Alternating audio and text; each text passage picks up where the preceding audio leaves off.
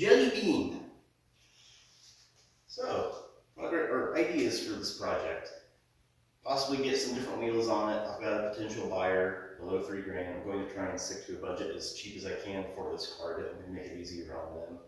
But I've been given the go ahead to actually just do some cosmetic stuff. Like I spent like $400.04 on wiper blades that were finally not jigging so I can see.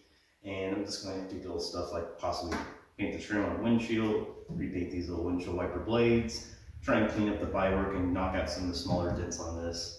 And if I can find it under budget, I'm going to try and get some decent wheels and tires for this car that should fill out the wheel wells and help the look of this thing a lot. And depending on budget, I think a big part of why these cars look so dorky is these are giant for the size of the vehicle. You could use something half the size for a mirror, and I'm thinking I might make some block-off plates and find some sport bike mirrors just to tuck it in closer to the vehicle, and it'll help the look of this. Since there is kind of a cool body line that's covered up from this mirror being here.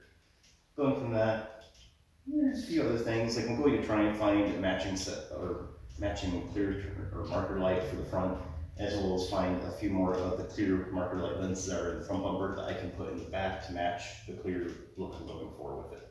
Other than that, I've already picked up some amber bulbs since the marker lights and turn signals have already faded clear.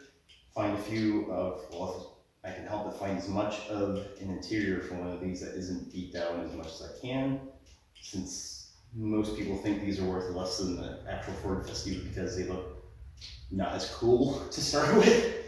So going from that, it's just going to be a lot of cosmetic stuff for the most part. There is a few things serious I need to check on, such as there is still a leaking brake line in the back from where I had swapped the spindle on the back of this car. That's just going to be cut and use compression fitting like I've done on both sides of my actual Festiva. It's held for 3 years. I've locked up the brakes in the back, so I know that compression fitting is safe when you do it correctly. Most people don't do it correctly, hence why everyone's like, oh my god, a compression fitting. That's my little rant. Anyhow, going from that, we're going to go through service this vehicle more detailed than just trying to get the thing limped home up the 114 miles or so it went, clean it up, make sure it's safe for a daily, and try and keep it on a lower budget. That way it's easier for someone I know that's wanting to get this car. They can do their own thing with it, and however much they want to spend that time, we can actually work on it together and make this thing a really cool vehicle to inspire.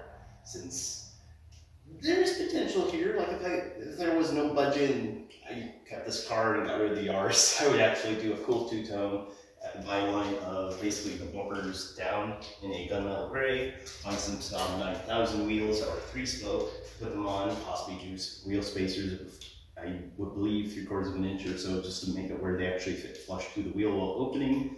Lower it probably inch in the front. I think it's like 2 inches. I would have to go down in the back just to make it level. That way it would tuck the wheels or be very close to it and it would look really clean. Swap out the lower half of the front bumper after I tuck both the front and rear bumpers in. I would swap in a Miata NA bumper to help clean up the front end with the look it's got going on.